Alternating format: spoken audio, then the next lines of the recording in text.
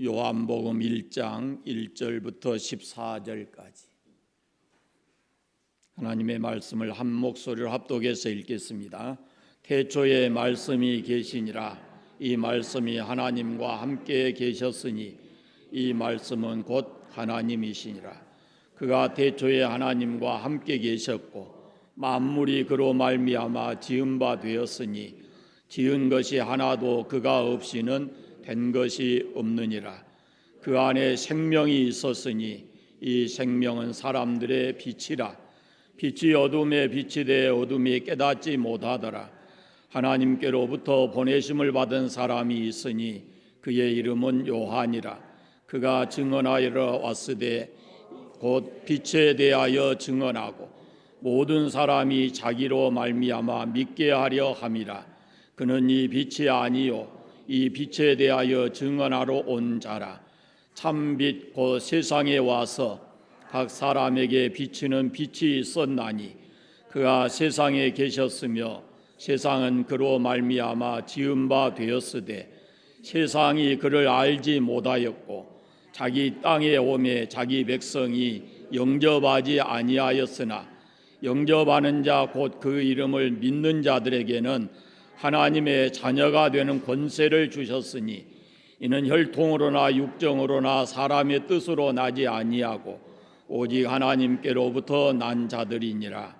말씀이 육신이 되어 우리 가운데 거하심에 우리가 그의 영광을 보니 아버지의 독생자의 영광이요 은혜와 진리가 충만하더라. 아멘.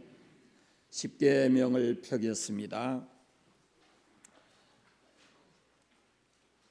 제7계명을 같이 하겠습니다. 제7은 간음하지 말라. 아멘.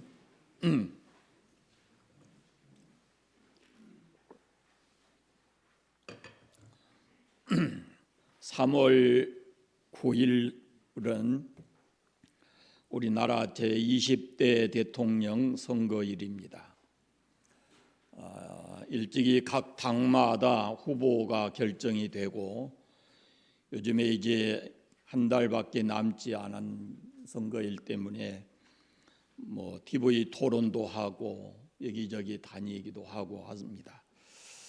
자기가 대통령으로서의 적임자라고 주장하고 또 소속 당 국회의원을 비롯해서 추종하는 사람들은 자기 당 후보 또 자기가 좋아하는 사람이 대통령이 돼야 된다 그렇게들 얘기합니다.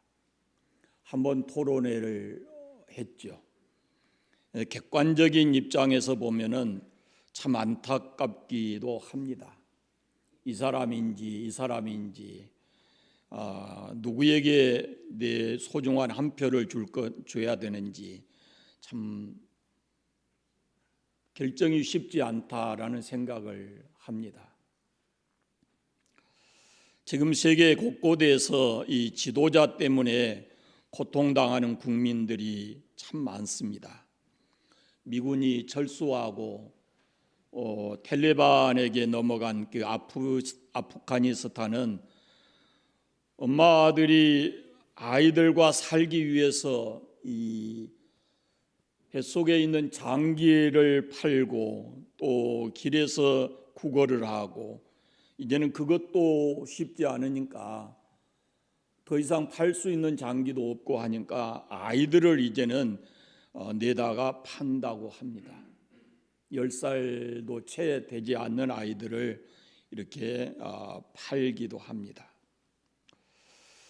지난 2월 1일은 미얀마가 군사 쿠데타가 일어난 지 1년이 되는 날이었습니다. 군부가 정권을 장악하고 이 아웅산 수지 고문을 이런저런 죄명을 붙여서 최대 164년의 형을 이렇게 언도하고 그리고 그 쿠데타 과정에서 1,500명 이상의 사람들을 죽거나 처형당하고 그리고 지금도 수많은 사람들이 갇혀 있는데 이 사람들도 사형에 처해질 수 있는 그런 위험한 상황에 놓여 있습니다. 우리가 대한민국 국민으로서 우리에게 주어진 주권을 잘 행사해야 합니다.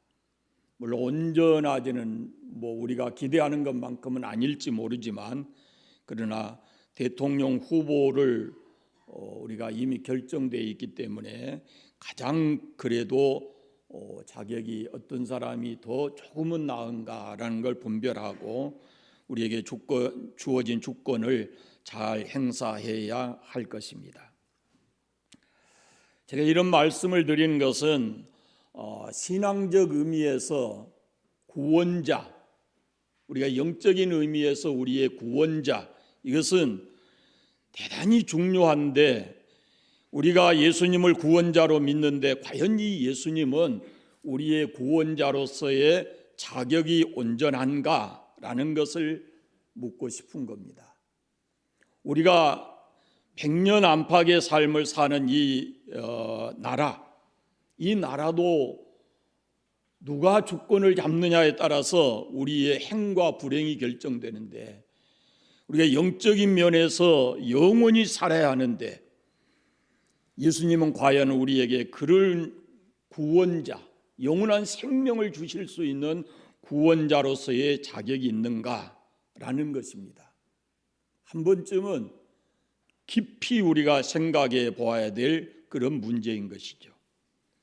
C.S. 루이스라고 하는 사람은 예수님을 하나님으로 인정하든지 아니면 차라리 사기꾼 미치광이 거짓말쟁이라고 말하든지 해라 그럽니다. 그러면서 중간지대는 없다, 이렇게 말을 했습니다. 자, 우리는 예수님을 구원자로 믿습니다. 결론적으로 말씀드리면 우리의 구원자로서 예수님은 완벽한 자격을 갖추고 있다라는 것을 제가 오늘 성경을 통해서 여러분에게 말씀드리려고 합니다. 예수님은 하나님이신 동시에 인간이시고, 그리고 그분은 우리와 똑같은 육을 가지셨으나 죄가 없으시다라는 것입니다. 첫째, 예수님은 하나님이십니다. 오늘 본문 1절부터 3절까지의 말씀을 보면, 태초에 말씀이 계시니라, 이 말씀이 하나님과 함께 계셨으니 이 말씀은 곧 하나님이시니라. 그가 태초에 하나님과 함께 계셨고 만물이 그로 말미암아 지은 바 되었으니 지은 것이 하나도 그가 없이 된 것이 없느니라 그럽니다. 이 말씀은 논리적으로는 잘 이해가 안 되는 말씀이죠. 태초에 말씀이 계셨고 이 말씀이 하나님과 함께 계셨고 이 말씀이 곧 하나님이셨다라는 겁니다. 여기 함께라는 말씀이 있잖아요. 함께, 그 말은 저 혼자 있는데 함께라는 말을 안 쓰죠. 둘이 하나가 될 때 함께, 이런 표현을 하거든요. 그러니까 함께라는 말은 둘이라는 말인데, 그런데 이 말씀을 우리에게 하고 싶어 하는 것은 둘이 아니라 하나라는 겁니다. 논리적으로 하나 더하기 하나는 둘이 돼야지, 수학적으로는. 그러나 물리적으로 하나 더하기 하나는 하나도 될 수 있고 셋도 될 수가 있다는 것을 생각해야 합니다. 그러나 수학이나 물리를 떠나서 이것은 하나님의 말씀입니다. 신앙은 우리의 논리나 이해를 뛰어넘어 있는 것이거든요. 우리의 논리, 인간적 논리, 인간의 머리로 이해할 수 있고 인간의 이성에 갇혀 있는 하나님이라면은 그런 하나님은 우리가 굳이 믿을 필요가 없다라고 생각이 됩니다. 다니엘 웹스터라고 하는 사람이 젊었을 때 이 문학 친구들과 함께 보스턴에 모여서 이 저녁 식사를 하고, 그리고 이 뒷자리가 되었었는데 거기에 변호사, 의사, 정치인, 상인, 목사 이런 사람들이 있었어요. 그러다가 이제 이야기를 나누다가 주제가 기독교로 바뀌게 됐고 이 웹스터 씨가 대화를 이끌어가게 됐는데, 그는 그리스도의 신성을 믿고 구세주의 구속하심을 믿는다라는 자신의 그 신앙을 이렇게 사람들 앞에서 고백을 했습니다. 그랬더니 웹스터 씨 맞은편에 앉아있던 사람이 예수 그리스도가 신이시고 인간이 될 수 있다는 것을 당신은 이해합니까? 라고 되묻는 겁니다. 그때 웹스터 씨가 이렇게 얘기를 합니다. 아닙니다. 이해할 수 없습니다. 그러나 내가 그것을 이해할 수 있다면 나는 그를 내 구세주로 믿지 않을 것입니다. 내가 다 이해할 수 있는 분이라면 그분은 나보다 못한 분이실 겁니다. 나는 하나님 앞에 죄가 많다는 것을 느끼니까, 그러나 그 죄를 나와 같은 죄인이 해결해 줄 수 없다는 생각을 가지고 내가 이해할 수 없는 어떤 초인적인 분이 나의 구주라고 나는 확실하게 믿습니다. 이렇게 얘기를 한 겁니다. 여러분, 예수님은 우리 머리로 다 이해할 수 있는 분이 아닙니다. 그분은 초월적인 초인적인 그런 분이시고, 그래서 우리에게 필요한 것은 그분에 대해서 최소한의 성경이 가르쳐주는 지식을 가지고 그에 대한 믿음이 필요하고 순종이 필요하다라는 것입니다. 초대 교부인 터툴리안이라는 사람도 이렇게 얘기했습니다. 나는 성경이 이해되지 않기 때문에 믿는다. 다 이해가 된다면 그것은 하나님의 말씀이 아니고 인간 누군가가 만들어낸 조작품일 것이다. 성경은 논리적으로 이해하는 것이 아니고 믿음으로 받아들이고 순종하는 것입니다. 그럴 때 하나님의 능력이 그 말씀과 함께 나타나는 것이죠. 여러분, 갓난아이에게 요즘 좋은 최신 컴퓨터 장난감 이런 거라든지, 또 아니면은 이 청국장이 좋다 그래서 이건 어려서부터 네가 꼭 먹어야 된다 그런다든지, 이것을 이해할 수 있겠습니까? 이제 태어난 나이 얼마 안 된 아이가, 그 아이가 세상에 태어나서 엄마라는 말을 한마디 배우는데도 부모가 수백 번 수천 번을 말해줘야 그것을 듣고 배워서 엄마라는 말을 하거든요. 그런데 여러분, 피조물인 인간이 창조주 하나님에 대해서 온전히 이해할 수 있다? 그거 절대로 불가능한 일이에요. 이해가 아니라 믿어야 하는 것입니다. 창세기 1장 1절을 보시면 태초에 하나님이 천지를 창조하시니라 그렇게 돼 있어요. 이것은 우리에게 이해를 요구하는 말씀이 아니고 믿음을 요구하는 말씀이에요. 오늘 본문에도 태초에 말씀이 계시니라, 이 말씀이 하나님과 함께 계셨으니 이 말씀은 곧 하나님이시니라 그랬어요. 말씀이신 예수님이 곧 하나님이시다라는 겁니다. 그 말씀이신 하나님께서 육신을 입고 이 땅에 오신 분이 바로 예수님이십니다. 14절 말씀을 보십시오. 말씀이 육신이 되어 우리 가운데 거하심에 우리가 그의 영광을 보니 아버지의 독생자의 영광이요 은혜와 진리가 충만하더라. 이 육신을 입고 이 땅에 오신 분이 바로 예수님이시다라는 말씀입니다.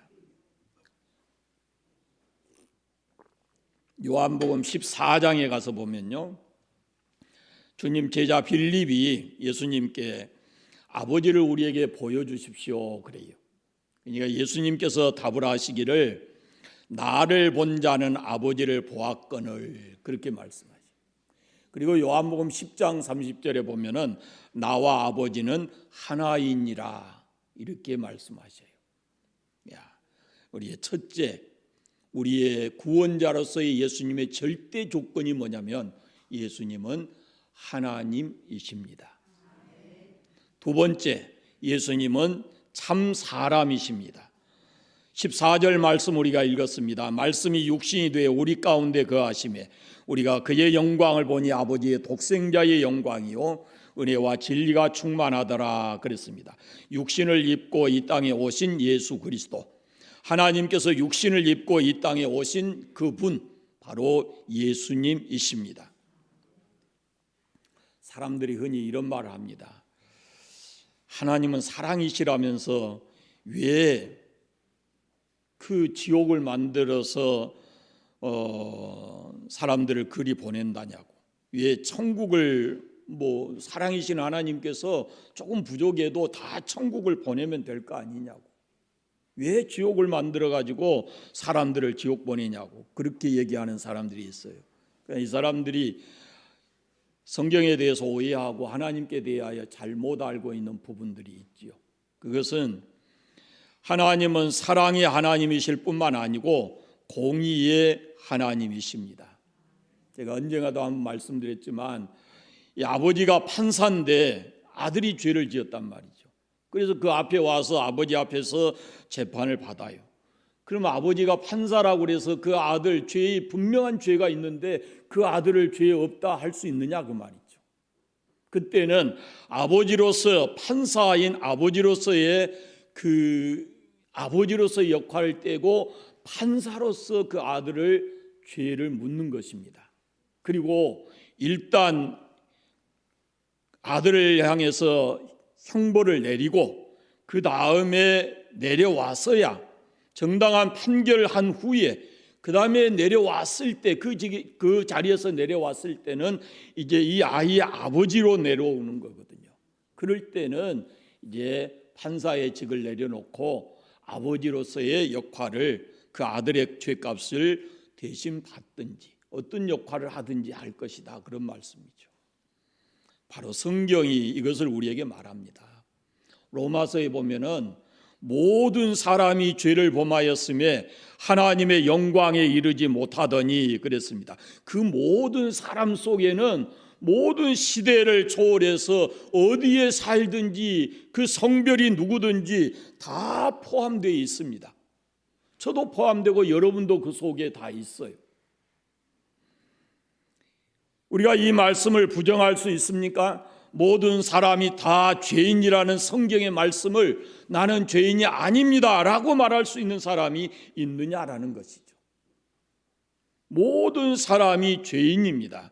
그런데 로마서 6장에 보면은 그 모든 사람이 죄인인데 그 죄의 값이 뭐냐면은 사망이에요. 하나님께서 그 죄에 대해서 유죄 선고를 하십니다. 그 유죄 선고 중에서도 죄의 값은 사망이다라고 말씀을 하셔요. 여기서 말하는 사망은 그냥 물리적인 죽음을 의미하는 게 아니고 이건 하나님과 생명이신 하나님과 분리된 상태를 가리키는 거예요. 인간에게는 세 가지 죽음이 있어요. 첫째는 육신의 죽음이 있죠. 몸과 우리의 영혼의 분리입니다. 믿지 않는 사람들도 사람이 죽으면 그에게서 혼이 나갔다 이런 말들을 많이 하죠. 창세기 2장에 보면 하나님께서 사람을 지으실 때 흙으로 지으시고 그 코에다가 생기를 불어넣으셨는데 그 생기가 다시 세상 사람들은 그걸 혼이라 하죠. 그것이 다시 우리의 몸에서 빠져나오는 것, 그것이 바로 이 육신의 죽음입니다. 두 번째가 영적 죽음이에요. 에베소서 2장에 보면 허물과 죄로 죽었던 너희를 살리셨도다라고 말씀해요. 창세기 2장에 보면 하나님께서 아담과 하와에게 선악을 알게 하는 나무의 열매를 먹지 말라. 먹는 날에는 너희가 반드시 죽으리라 그랬어요. 근데 아담과 하와가 그 열매를 따 먹었지요.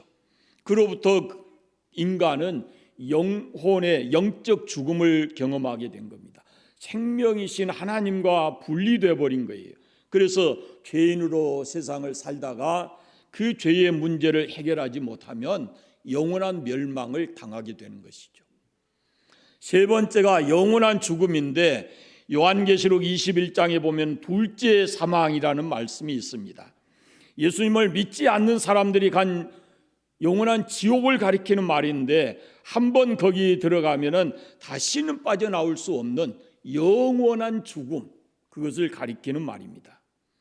말씀드린 대로 모든 인간은 죄로 인해서 거룩하시고 생명이신 하나님과 분리되어 살다가 그 육체적 생명이 끝나게 되면은 그의 죄로 인해서 영원한 형벌, 지옥의 형벌을 받게 되어진다라는 것입니다.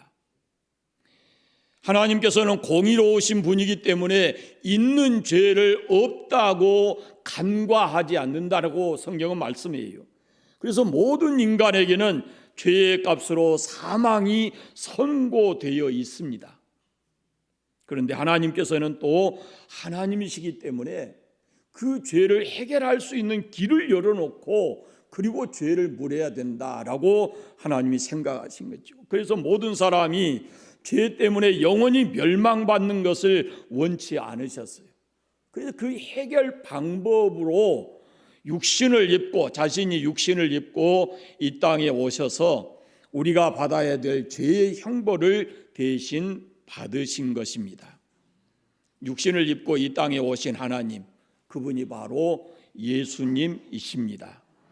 예수님 우리를 너무 사랑하시기 때문에 우리 죄를 해결하시려고 이 땅에 오시고 그가 친히 십자가에 죽으셨습니다. 로마서 5장에 보면은 우리가 죄인 되었을 때, 아직 죄인 되었을 때 그리스도께서 우리를 위하여 죽으심으로 하나님께서 우리에게 대한 자기의 사랑을 확증하셨다라고 말씀해요. 여기 우리라는 말 속에 지금 여러분과 제가 포함되어 있죠. 하나님께서 죄인인 나를 사랑하셔서 나 대신 십자가에 죽으셨다라는 말씀입니다. 하나님이신 예수님께서 육신을 입고 이 땅에 오신 것은 만 인류에게 그 죄를 벗어버릴 수 있는 길을 열어주시기 위해서 오신 것이고, 예수님이 십자가에서 죽으신 것은 바로 죄인인 나를 위해서, 나를 영원히 살리기 위해서 예수님이 십자가에 죽으셨다라는 말씀입니다. 내가 무엇이기에 육신을 입고 그분이 이 땅에 오시고, 내가 누구이기에 죄 없으신 예수님께서 나를 대신해서 십자가에 죽으셨단 말인가? 그것을 깨닫는 것이 바로 이 교회에 와서 우리가 예수님을 믿으면서 깨닫게 되는 은혜인 것입니다. 온 우주 만물을 창조하신 하나님, 나를 지으신 창조주 하나님께서 영광스러운 그 하늘 보좌를 비우시고 낮고 천한 곳에 사람의 몸을 입고 오셔서 멸시와 천대를 받으시고 마지막에는 채찍 맞으시고 저주스러운 죽음을 십자가에서 죽으셨습니다. 무엇 때문에? 누구를 위해서? 예수님 그분은 나를 위해서 이 땅에 오셨고, 참 하나님이신 그분이 나를 위해서 참 사람 되어서 이 땅에 오시고 나를 살리려고, 나를 죄로부터 건져내시려고 그가 십자가에 죽으셨다라는 말씀입니다. 예수님이 우리의 구원자로서의 자격 두 번째는 그는 참 사람이셨다라는 것입니다. 세 번째, 예수님은 죄가 없으십니다. 요한일서 3장 5절에 보시면 그가 우리 죄를 없애시려고 나타나신 것을 너희가 아나니 그에게는 죄가 없느니라 말씀하셨고, 히브리서 4장 15절에도 우리에게 있는 대제사장은 우리의 연약함을 동정하지 못하실 리가 아니요 모든 일에 우리와 똑같이 시험을 받은 이로되 죄는 없으시니라 라고 말씀했습니다. 예수님께서 완벽한 구원자로서의 자격을 갖춘 것은 그에게 죄가 없다라는 것입니다. 예수님께서 육신을 입고 이 땅에 오신 것은 우리 죄를 없애려고 오셨습니다. 죄인이 죄인의 죄를 없앨 수가 없습니다. 같은 물에 빠져서 허우적거리는데 누가 누구를 구해주겠습니까?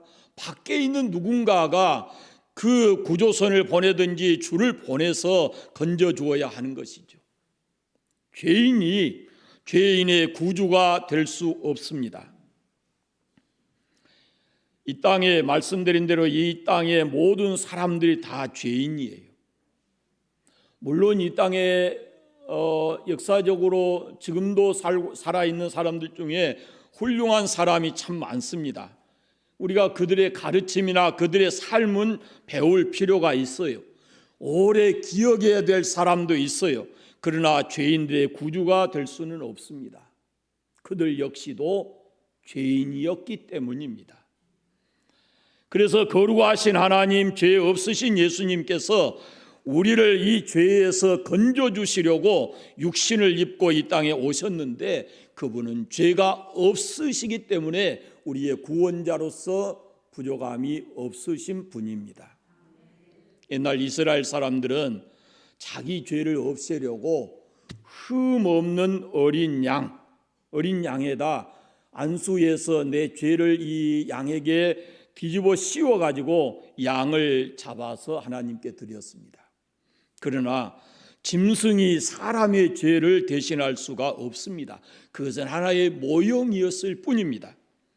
그래서 예수님께서 사람 되어서 이 땅에 오신 것이고 우리를 대신해서 우리의 죄를 짊어지시고 십자가에 대신 죽으신 것입니다. 죄 없으신 예수님만이 우리 죄를 속량해 주실 수 있는 유일한 분이십니다. 하늘 아래 우리 죄를 대신해 주실 분이 없어요. 예수님 한 분밖에는. 그래서 다른 이름으로서는 구원을 받을 수 없다라고 말씀해요. 인도의 그 힌두교는 범신론을 가지고 있습니다. 움직이는 모든 것에 신성이 있다 이렇게 믿는 사람들이거든요.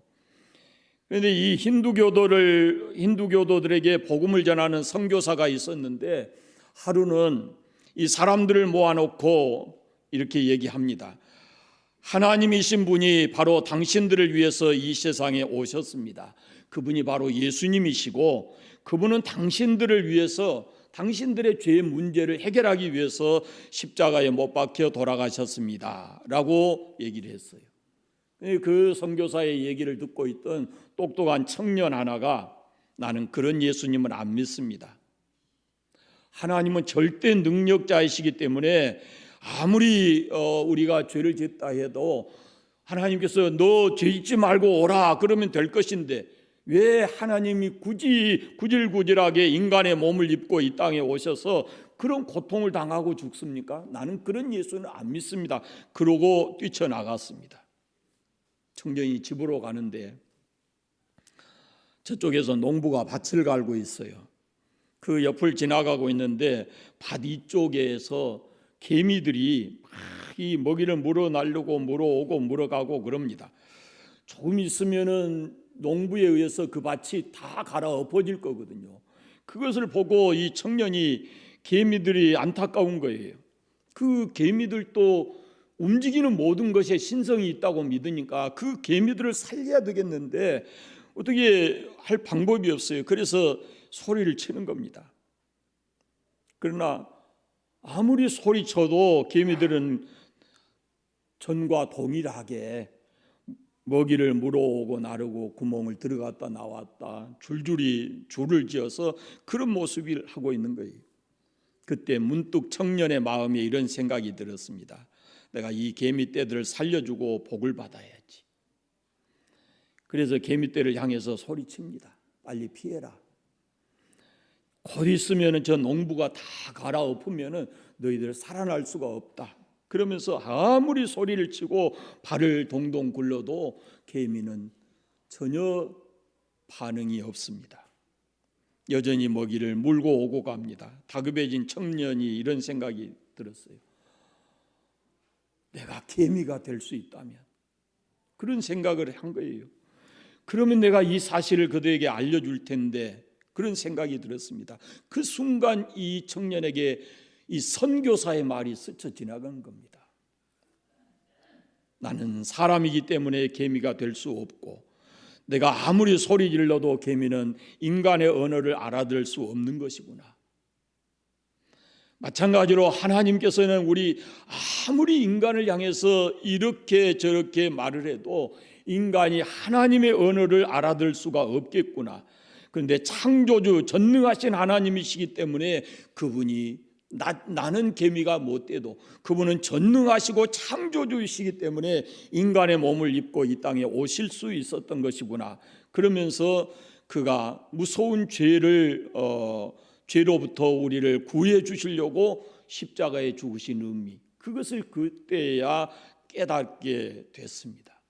그래서 다시 가던 길을 돌아서서 선교사를 다시 찾아갔습니다. 예수 믿었어요. 그리고 이 사람이 선교사와 함께 생활하면서 이 힌두교도들을 위한 그 복음 전하는 사역자가 된 것입니다. 여러분, 예수님은 우리의 구원자로서 완벽한 자격을 갖추신 분입니다. 예수님은 하나님이십니다. 예수님은 참 사람이십니다. 그리고 그가 우리의 죄를 용서하고 우리의 죄를 사하시기 위해서 그는 조금도 죄가 없으시지만은 우리의 죄 때문에 십자가에 죽으셨습니다. 예수님 외에 구원자가 없다라는 이 믿음을 가지시고 확실하게 여러분의 구원자로 예수님을 믿으시고, 나라의 대통령은 5년마다 바뀔 수 있지만 우리가 이 땅에 생명을 가지고 사는 동안에 나의 구원자는 오직 예수님 한 분이시다라는 굳건한 믿음을 가지고 신앙생활을 해가시기를 바랍니다. 기도하겠습니다. 하나님 아버지, 감사합니다. 오늘 거룩한 주일에 주님 전에 나와 예배하게 하시고 우리의 구원자 예수님께서 완벽한 자격을 갖추신 구원자임을 우리가 말씀을 통해서 함께 나누었습니다. 아버지 하나님, 간구하여 기도합니다. 이제 이 나라 5년 동안 통치할 대통령이 잘 선출되게 해주시고, 특별히 우리가 이 땅을 살아가는 동안에 우리의 구원자 오직 예수님 한 분뿐이심을 믿고 예수님을 향한 굳건한 믿음을 가지고 살아가는 저희들 되게 해주시기를 원하옵고 기도합니다. 사는 동안에 우리 육체에, 우리 환경에 여러 변화가 일어나겠지만, 그러나 예수님이 우리의 구원자라는 이 믿음에는 결코 변함이 없게 하시고 끝까지 주의 십자가 단단히 붙들고 믿음으로 승리하는 우리 모든 성도들 되게 하여 주시옵소서. 예수님의 이름으로 기도드립니다. 아멘.